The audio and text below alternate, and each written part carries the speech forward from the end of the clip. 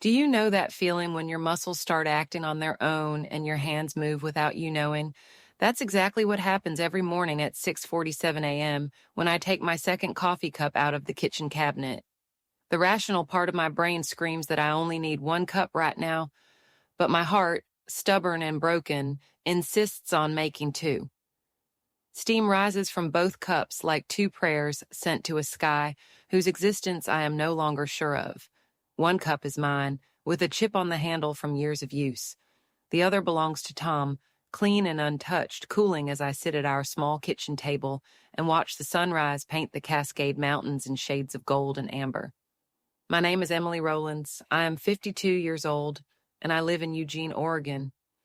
For the past 8 months, I have made 2 cups of coffee every morning, even though my husband Tom will never walk through that door again, kiss me on the top of my head, or complain that I make the coffee too strong.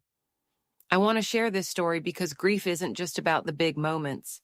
It's about the thousands of little rituals that refuse to die, even when the person they were meant for is gone. If you've ever lost someone who was an integral part of your daily life, know that you are not alone. If this resonates with you, please like and subscribe, and tell me where you're listening in the comments. I would love to know that there are other people out there who understand. Tom was to me what Eugene was to him: stable, reliable, with roots that ran deep in the Oregon soil.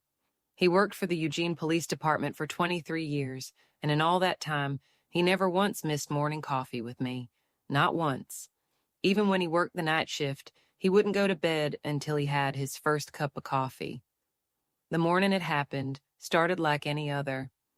I remember the February rain pounding on the windows, Tom standing in his uniform at the kitchen table reading something on his phone while his coffee cooled. I was late for my shift at the hospital. I work as a nurse at Peace Health Sacred Heart Medical Center, and I was rushing, grabbing my lunch from the fridge and looking for my car keys. He said without looking up from his phone. Do you remember what we were talking about yesterday, about the cottage? I paused, my hand on the door handle. We had been discussing our retirement plans, dreaming of a small house near Crater Lake, where we could wake up to the sound of incredibly blue water instead of traffic on Highway 99. It's the deepest lake in the U.S. at 943 feet, and Tom had always been fascinated by the idea of living near something so pure and unspoiled. The one with the porch around the whole house? I asked, smiling at the memory of us looking through real estate listings the night before. Yes, that's the one. I thought maybe we shouldn't wait until I'm 65. Maybe we should do it sooner. I should have stopped. I should have put down my bag and really looked at him, asked him where this sudden urgency was coming from. But I was already 10 minutes late, and Dr. Peterson was getting irritable when the surgical ward was short-staffed. Let's talk about it tonight, I said, grabbing my keys. I love you. I love you too, Em. Those were the last words we said to each other. 4 hours later, during surgery, my phone rang. It was Captain Martinez, Tom's boss, and from the way he carefully said my name, I knew everything I needed to know before he even spoke. Tom had been called to a domestic dispute on Blair Boulevard. According to the report, it should have been a routine call. One detective from the Violent Crimes Unit specializing in domestic violence, which unfortunately was all too common in Eugene.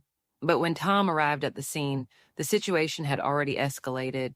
The suspect was armed, and in 30 seconds, my whole world fell apart. The funeral was shrouded in a fog of blue uniforms and folded flags. Half of the Eugene police force was there, along with officers from Portland, Salem, and even California, who had worked with Tom on a joint task force years ago. I stood at the grave in the black dress I'd worn 5 years earlier at his mother's funeral and watched as the ritual that turned a man into a symbol was performed. 21 shots echoed across the cemetery. Each one felt like a nail being driven into the coffin of my former life. The flag they handed me was heavier than I expected, folded with military precision into a triangle that now lies on my mantelpiece, a geometric figure of mourning that I dust but never put away. People kept saying he died a hero. That's what the newspaper said. That's what the mayor said at the ceremony. Even the governor made a statement about Officer Tom Rawlins, Eugene's fallen hero. But here's what no one says about heroes. They leave behind people who would give all the heroism in the world for just one more ordinary Tuesday morning. The day after the funeral, people started bringing food. Lucy Chen from next door brought her famous green bean casserole, which Tom always pretended he didn't like but actually loved. Maria Santos from Tom's neighborhood brought enough tamales to feed a small army.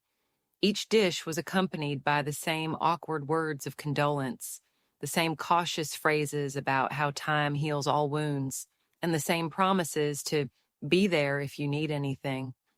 I appreciated the kindness, I really did, but I needed someone to tell me how to sleep in a bed that suddenly felt as vast as the Pacific Ocean. I needed someone to explain why the grocery store had turned into a minefield of memories. The aisle, where we argued about which brand of pasta to buy, the produce section where Tom always joked about the shape of the vegetables, the checkout where he always picked up a chocolate bar he didn't need. The hardest parts weren't the big moments. It was the little things, the automatic gestures that had become so familiar they were like breathing. Buying 2 steaks instead of 1, setting the table for 2, making 2 cups of coffee. In the morning, when I almost broke the ritual, it had been about 3 weeks since the funeral. I was standing in the kitchen looking at the coffee maker when my sister called from Phoenix. "Emily," she said in a cautious, restrained voice, "I've been thinking. Maybe you should consider moving here. Start over, you know. There's nothing keeping you in Eugene anymore." Nothing was keeping me in Eugene. Those words hit me like a physical blow, as if 27 years of marriage could be erased by geography, as if the house, where we had painted every room together, where we had made plans for the future, where we had made love, fought, and laughed until our stomachs hurt, was just a structure that could be abandoned like an old coat. "I can't," I whispered into the phone. "I can't leave him. Emily, honey, Tom is gone. He's gone." But she was wrong. Tom was everywhere. He was in the creaky board in the bedroom door that he always promised to fix, but never did.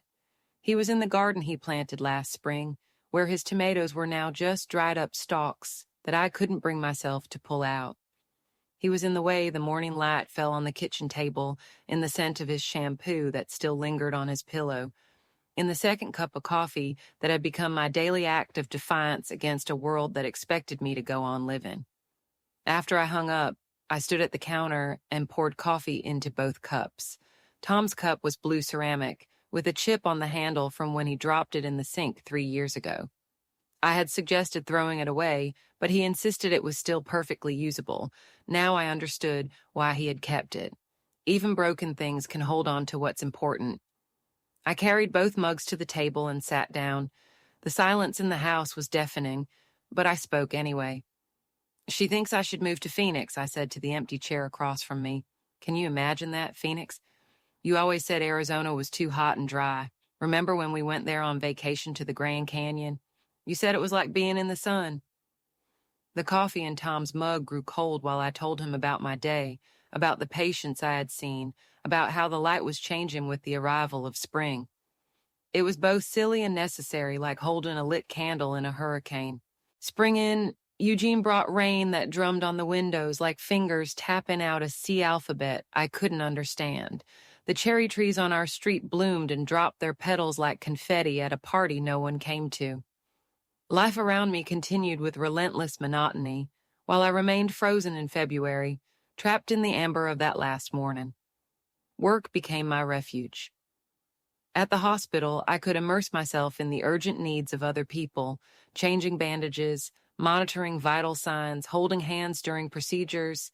Pain was something I could measure and treat, unlike grief, which had no obvious symptoms or cure. My colleagues were kind to me, but cautious, tiptoeing around me in conversation as if my loss might be contagious. It was on one of those quiet spring mornings that I found the envelope. I was cleaning Tom's desk, a task I had been putting off for months.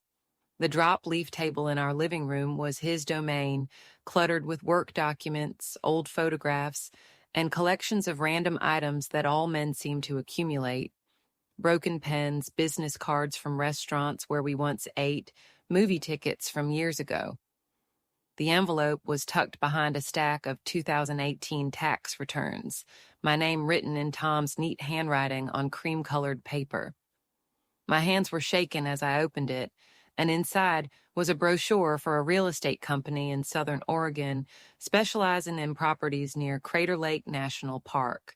3 cottages were circled in red. The first was a modest cabin with a stone fireplace and a view of the lake through tall pine trees. The second was a renovated farmhouse with a porch all around and a garden bordering the national forest. The third was a small cottage right on the edge of the lake, with floor-to-ceiling windows overlooking the water. Tom wrote notes in the margins. "Good for morning coffee," he scribbled next to the photo of the farmhouse porch. "M will like the garden," he noted about the second house. But it was the third cottage that took my breath away. He drew a small arrow pointing to the windows and wrote, "Our view of retirement." At the bottom of the brochure, he wrote a longer note.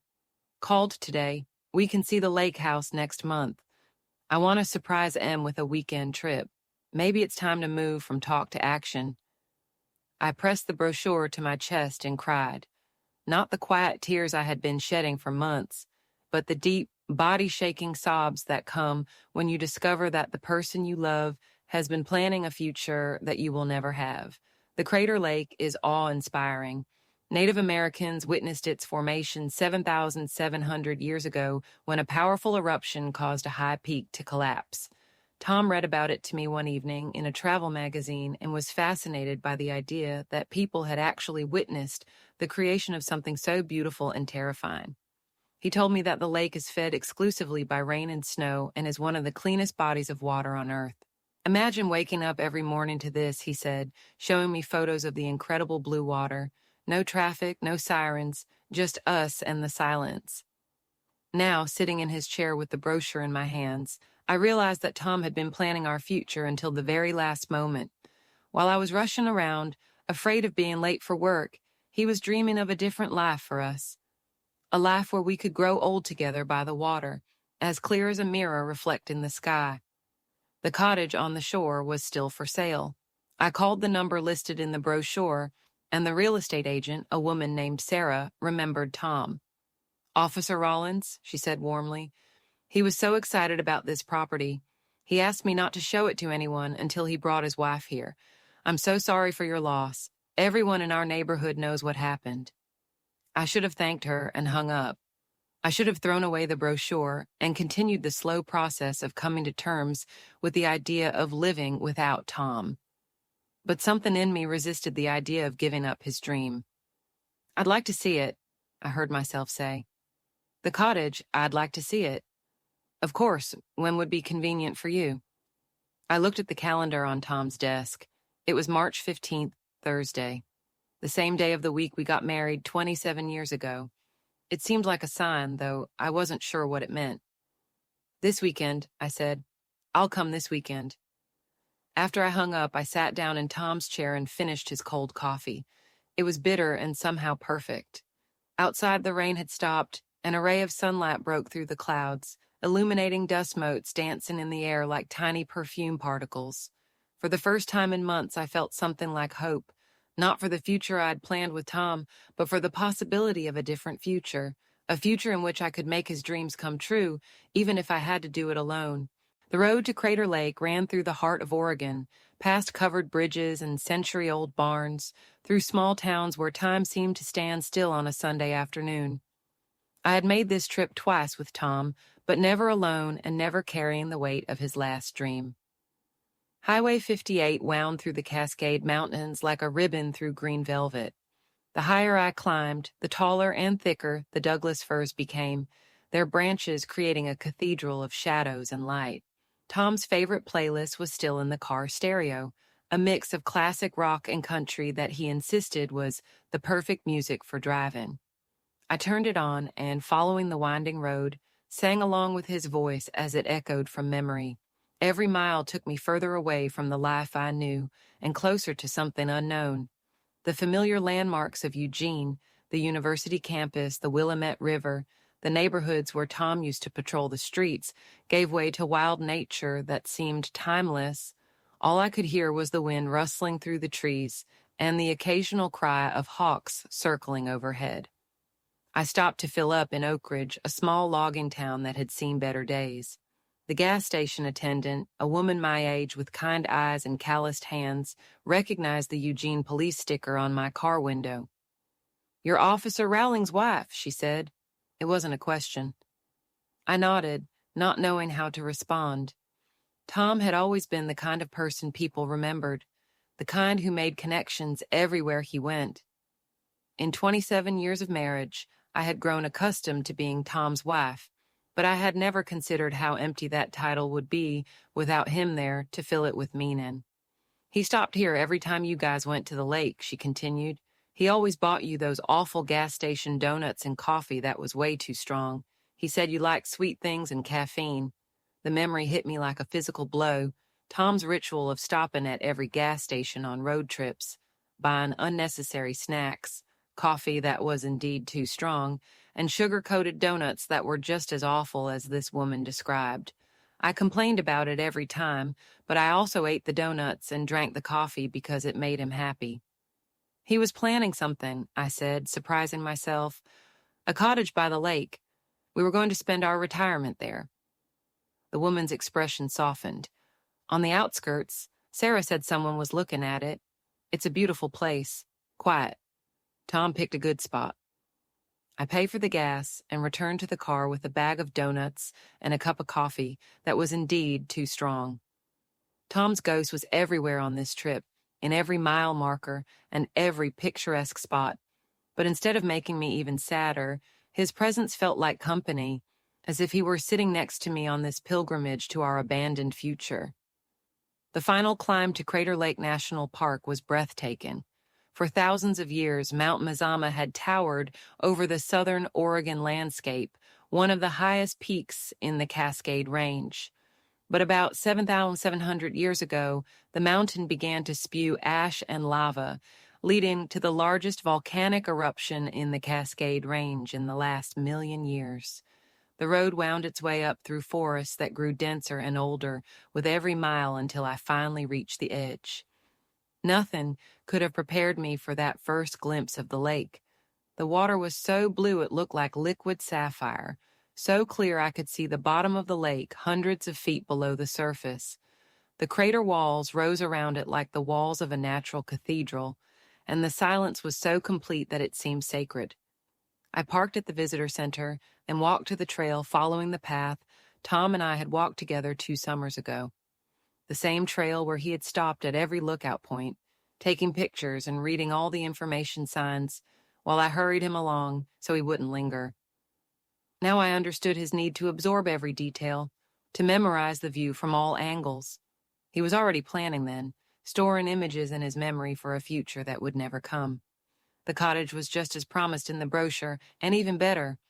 Sarah, the real estate agent, met me at the house with the keys and a slight smile. The cottage was small but beautifully appointed, with a stone fireplace, wooden floors, and windows that framed the lake like living paintings. "The previous owners were artists," Sarah explained as we walked through the main room. "They built this house for the light. See how the windows face east? The sunrise over the lake is something amazing." I imagined Tom sitting at the kitchen table with a cup of morning coffee, watching the sun paint the water shades of gold and copper. I saw him on the small deck, reading the newspaper with eagles circling overhead. I imagined us growing old here, happy in our little paradise under an incredible blue sky. "He would love it here," I said, running my hand over the smooth surface of the kitchen countertop. "Would you like to see the master bedroom?" Sarah asked. "It has the best view in the house." The bedroom was simple but elegant, with a large bed positioned to enjoy the view of the lake. French doors opened onto a private terrace where one could enjoy a morning coffee in solitude. It was perfect. Too perfect. "I need to think about it," I said, even though every fiber of my being was screaming, "Yes." "Of course. Take your time. I'll wait for you in the car." Left alone in the cottage, I stood at the bedroom window and looked out at the lake, which Tom would never see from this angle. The water was so calm it looked like a mirror, reflecting the sky so perfectly that it was impossible to tell where the water ended and the sky began. It was the view he had dreamed of, the peace he wanted for us. I took out my phone and did something I had never done before. I took a picture of myself. I stood at the cottage window with the lake behind me, all 52 years of me visible on my face, my eyes still red from crying. I didn't know why I did it, but I knew I needed to capture that moment, that place where Tom's dreams and my reality intersected. As I was about to leave, I noticed something Sarah hadn't mentioned. On the kitchen table was a small coffee maker with 2 mugs next to it. One was plain, white, ceramic, practical, and simple. The other was blue with a chipped handle, exactly like Tom's mug at home. It was like a message, a sign from the universe, which rarely bothers with such things. I picked up the blue mug, ran my finger over the chip, and made a decision that changed everything. The drive back to Eugene was filled with tears and determination. I made an offer on the cottage, not the cautious, well-thought-out decision Tom would have made, but an impulsive leap of faith that felt both terrifying and necessary. Sarah was surprised by my sudden resolve, but she drew up the paperwork with professional efficiency. "Are you sure?" she asked when I signed what seemed like 100 documents. "This is a big change, especially after everything you've been through." "I'm sure," I replied, though I wasn't sure of anything except that I couldn't go back to Eugene and pretend that cottage didn't exist. I couldn't go on with my life of carefully choreographed rituals and restrained grief when there was a place where Tom's dreams were waiting to come true. The paperwork would take a few weeks, but I had made my decision. I was going to sell the house in Eugene, quit my job at the hospital, and move to a cottage on the shores of the deepest lake in America. It was either the smartest or the dumbest thing I had ever done, and I was no longer sure there was a difference between the two. When I got home, I sat down at the kitchen table with 2 cups of coffee and started making lists. What to keep, what to sell, what to give away. In 27 years of marriage, we had accumulated a huge amount of stuff.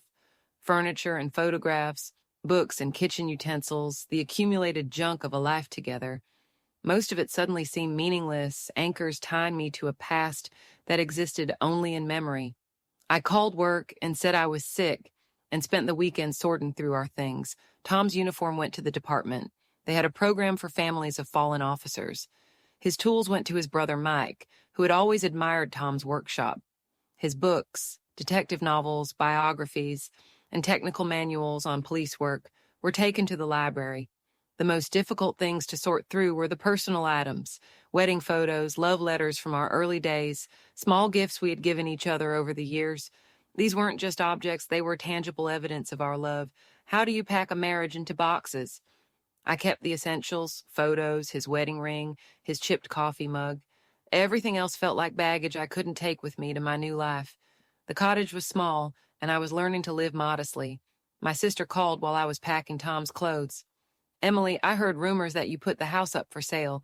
Please tell me it's not true." I had listed the house that morning, another impulsive decision that seemed more and more right with every passing hour.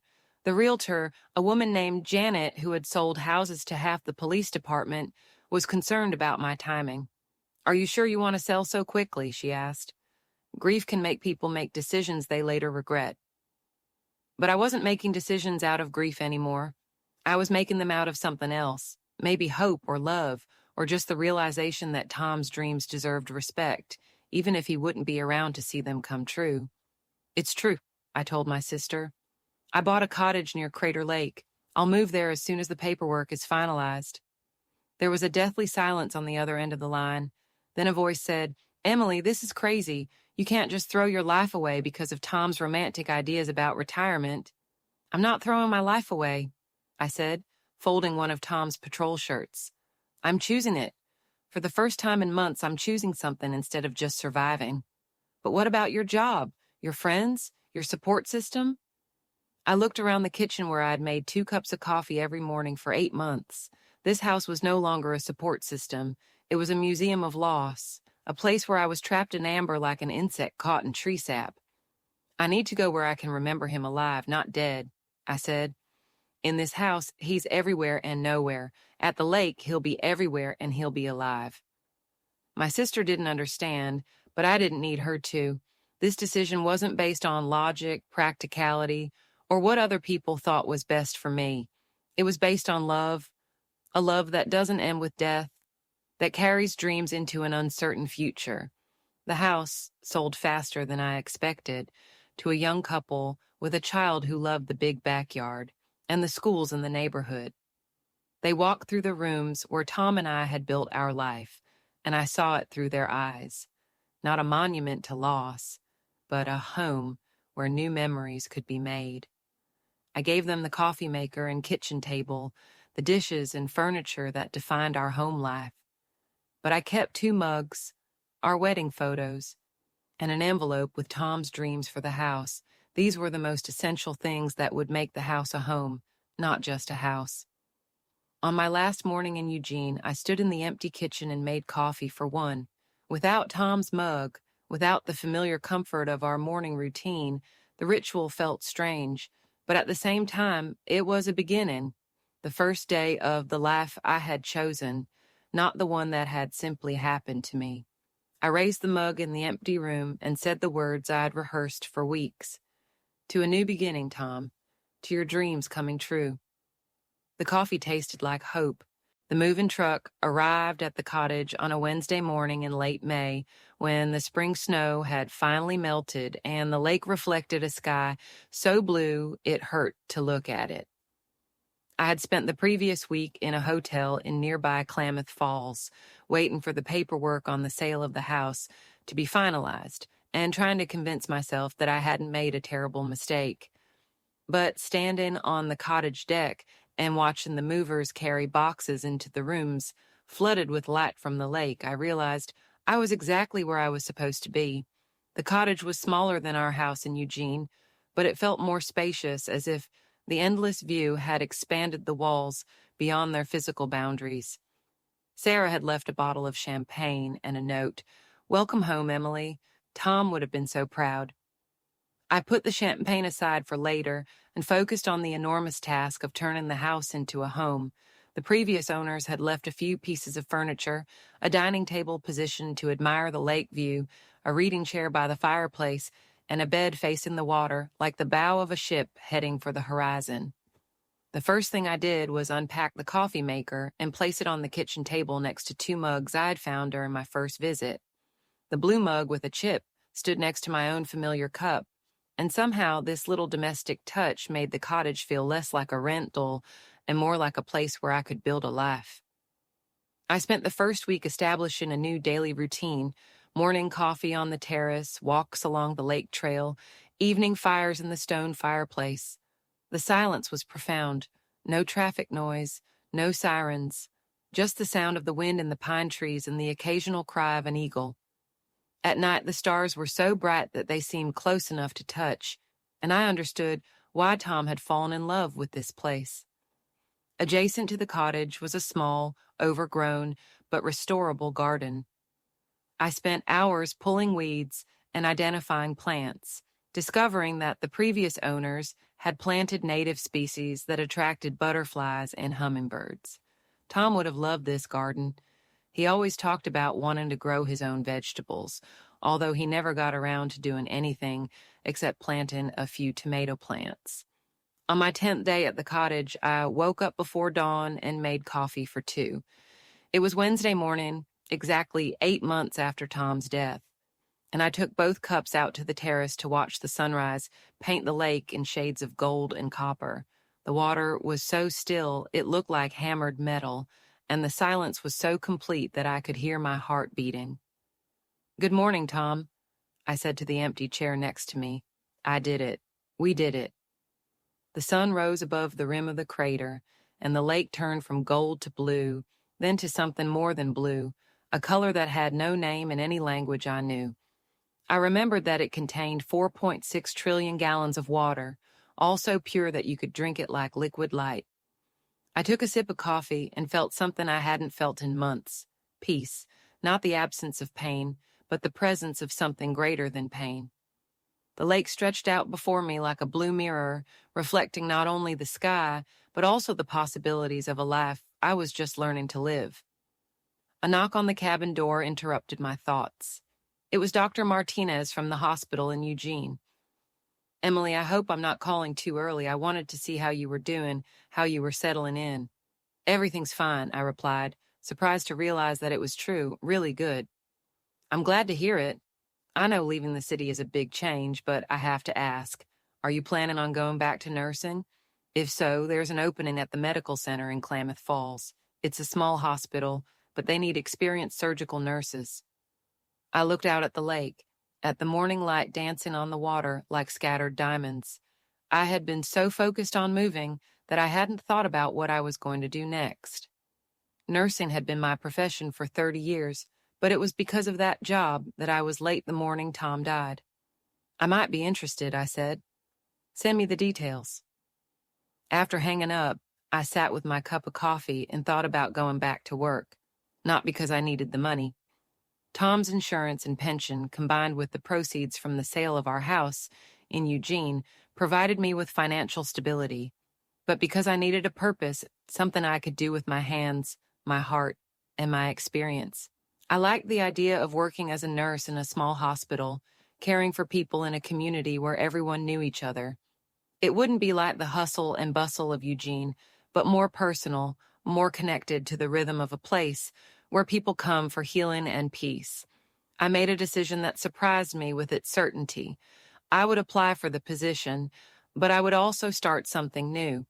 The cottage had room for a small garden, and I knew from my research that there were many retirees living in the Crater Lake area, people who had come here in search of the same peace and beauty that Tom had dreamed of.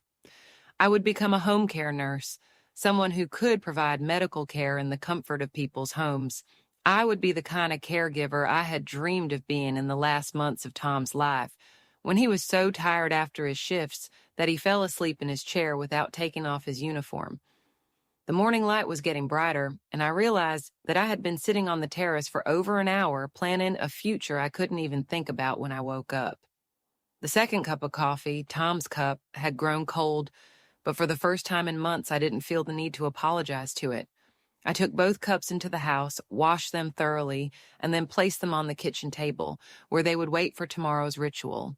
But overnight, something had changed, some tectonic plate of heat that had been pressing down on my chest for 8 months. I will still make 2 cups of coffee, but now one will be for the future I am building, not just for the past I honor. In the evening, I opened the champagne Sarah had left and raised a toast to the lake, the cottage, and the man whose dreams had brought me here. The stars appeared one by one, and I stayed on the terrace until late at night, listening to the deep silence of a place where time flows at the speed of the changing seasons. For the first time since Tom died, I fell asleep without tears. I dreamed of blue water and morning coffee, a future I could choose and shape for myself. In my dream, Tom was there, not as a ghost or a memory, but as a presence filling the cottage with warmth and possibilities.